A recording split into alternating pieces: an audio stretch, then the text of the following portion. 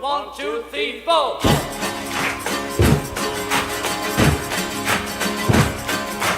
Everybody talking about bagging, tagging, bagging, mad, bagging and tagging. This is a that, this is a all we are saying is give peace a chance. That's all we're saying. All we are saying is give peace a chance. Yeah. Come on. Everybody's talking about ministers, ministers, Pharisees and Sadducees, bishops and bishops, and rabbis and rabbis, bye-bye. All we are saying is give peace a chance. What do we say? Give peace a chance. All we are saying is give peace a chance. Give it a chance, baby, give it a try. Right. Let me tell you now, everybody's talking about revolution, evolution, isolate, regulate, integrate, meditate, isolate, congratulate. John Lennon. Bom, a gente já entrou a década de 70 com um baita revés, né, moçada, que foi o fim dos Beatles. Puxa vida. E os anos 70 são os anos do florescimento da contracultura. Uma pegada bastante interessante de que a cultura também passa a assistir um movimento anti-establishment, né? Movimento assim, contra o sistema, né? E é a década em que ocorre a Guerra do Vietnã, ou seja, um enorme acirramento da Guerra Fria, né? Mas o florescimento dessa cultura pop muito bacana, muito interessante, e com diferentes propostas, com diferentes padrões, uma arte que propunha questionar o próprio valor da arte, uma arte que passa a ser incorporada como objeto de consumo, né? E no Brasil pautorando, né? Vocês sabem, né? Dominado pela ditadura militar, são os chamados anos de chumbo, os anos de maior repressão da ditadura militar no Brasil. E o Brasil vive, ao mesmo tempo, o chamado milagre econômico, né, que é uma taxa de crescimento elevada, né, e que proporciona, inclusive, o empreendimento de obras que serão significativas do ponto de vista de infraestrutura, né? Ponte Rio-Niterói, Transamazônica, projeto de Itaipu binacional. Então essas coisas se deram nesse contexto, né? E nos anos 60 e 70 também ocorre um fenômeno bastante interessante no Brasil, que é a exploração do interior. Até então o Brasil tinha um grande predomínio de cidades muito próximas ao litoral, e há uma conquista do oeste, vamos dizer assim. Então é um processo de colonização que vai se consolidando a partir destas duas décadas, inclusive fortemente influenciada simbolicamente pela própria migração da capital federal do então estado da Guanabara para o Distrito Federal, bem no meio do estado de Goiás.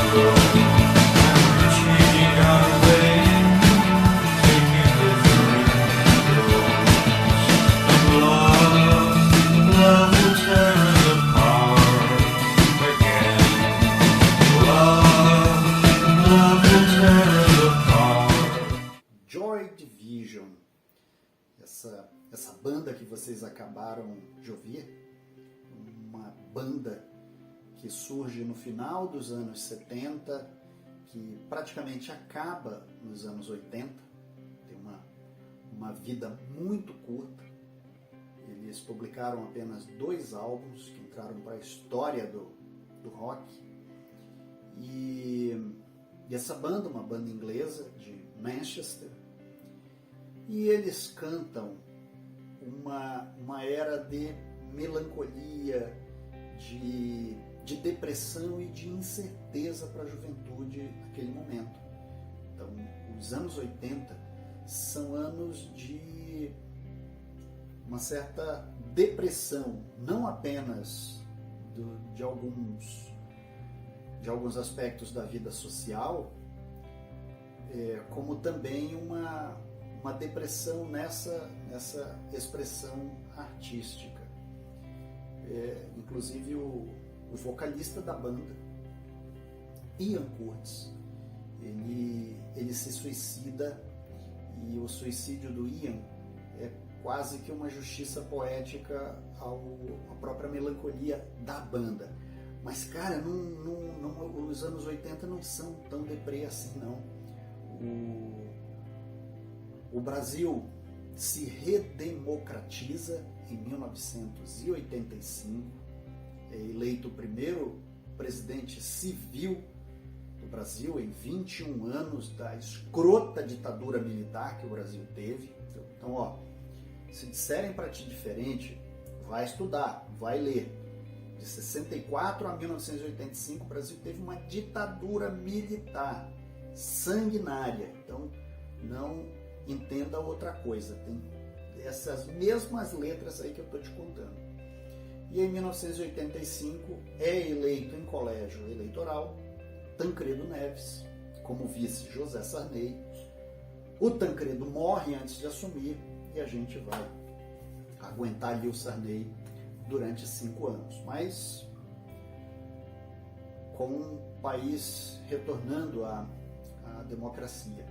E dentro desse jogo democrático é construída, né, é discutida e promulgada uma nova Constituição. Em 1988, o Brasil ganha uma nova Constituição. O presidente da Constituinte assinou 5 exemplares originais da nova Constituição e, precisamente às 3:45, fez a promulgação. Declaro promulgada o documento da liberdade, da dignidade, da democracia, da justiça social do Brasil. Que Deus nos ajude que isto se cumpra. No mundo, algo que é um grande chacoalhão para toda a humanidade são 2 episódios. Em 1986, o acidente nuclear em Chernobyl, uma usina nuclear no qual o reator funde e joga para a atmosfera uma nuvem radioativa poderosíssima. Então há esse chacoalhão que põe em risco a própria vida, né, no leste europeu, dada a proporção do acidente, que felizmente foi contido à época, mas trouxe o alerta da preocupação da utilização desse tipo de recurso energético sem os devidos cuidados. E em 1989, a queda do Muro de Berlim. E esse talvez seja o evento mais significativo dessa década, porque quando o muro físico cai, quando o Muro de Berlim físico é destruído, também há uma sintonia com o que está ocorrendo no leste europeu, que é também uma implosão dos regimes comunistas no leste europeu. Então isso traz uma nova percepção ideológica no mundo, né? É exatamente coincidente com esse período que começa a surgir também a concepção de uma ideologia neoliberal hegemônica, e praticamente o fim da utopia socialista. Como não tem atestado de óbito, a gente continua sonhando com as utopias. Principalmente pelo fato de que, desde então, isso não significou, para o mundo de uma maneira geral, a solução de grandes problemas da humanidade, seja da desigualdade social, seja da crise climática, seja do respeito às minorias e por aí vai.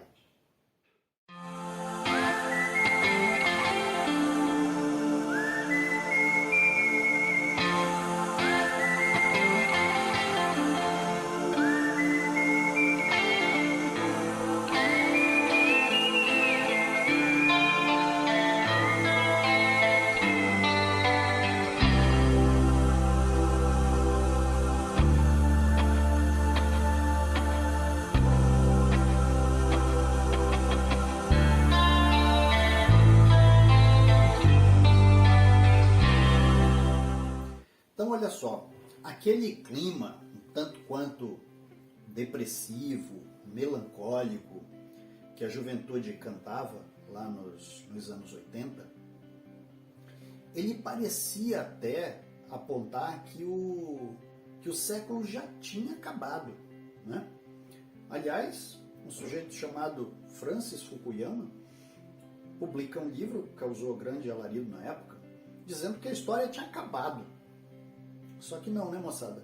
Então, os anos 90, eles repercutem esse cenário social e econômico dos anos 80.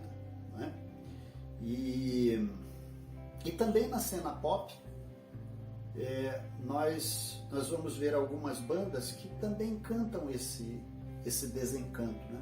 Talvez a mais emblemática, a banda mais marcante dos anos 90, seja o Nirvana.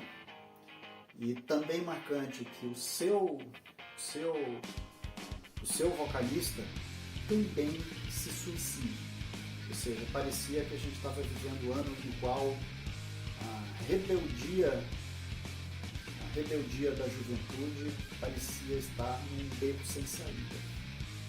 Mas os anos 90 também trazem um fenômeno extraordinário que inclusive justifica esse nosso encontro aqui, o surgimento da internet em 1994.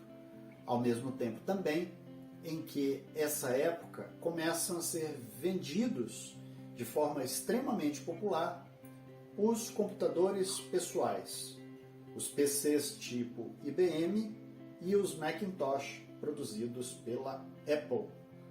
A virada do século começa também com um grande chacoalhão para a humanidade. O midiático atentado do 11 de setembro nos Estados Unidos da América. Midiático porque foi o primeiro grande acontecimento histórico transmitido em tempo real. Claro, um episódio muitíssimo trágico, porque morreram milhares de pessoas e que vai ser determinante até hoje em uma nova política externa americana e também em uma nova política de vigilância dos governos do mundo.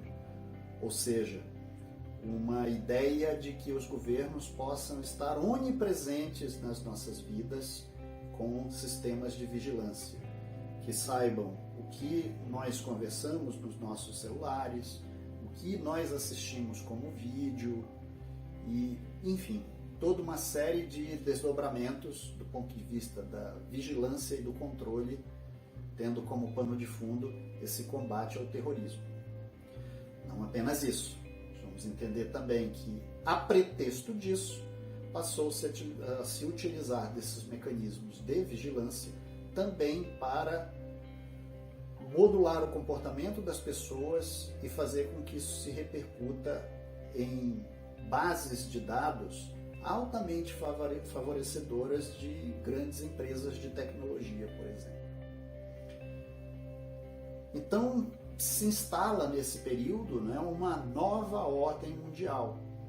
E de uma certa maneira é um retrato que persiste até hoje. Ou seja, há uma preocupação constante de que nós estejamos, talvez, sendo vigiados pelo sistema. E de que nós, inclusive, contribuímos voluntariamente para isso. Isto é, nós entregamos espontaneamente às nossas diversas redes sociais, nós depositamos nos nossos perfis informações a respeito de nós mesmos que compõem um painel muito completo do que é as nossas vidas, às vezes um painel tão completo que nós mesmos não conhecemos. É muito interessante quando nós olhamos para o desenvolvimento da ciência e da tecnologia, sobretudo após os anos 50, e com uma grande aceleração nas 3 últimas décadas, na forma como a tecnologia passou a pautar as nossas vidas. E um grande pensador norte-americano chamado Marshall McLuhan, ele publica uma obra que hoje é um clássico, Os Meios de Comunicação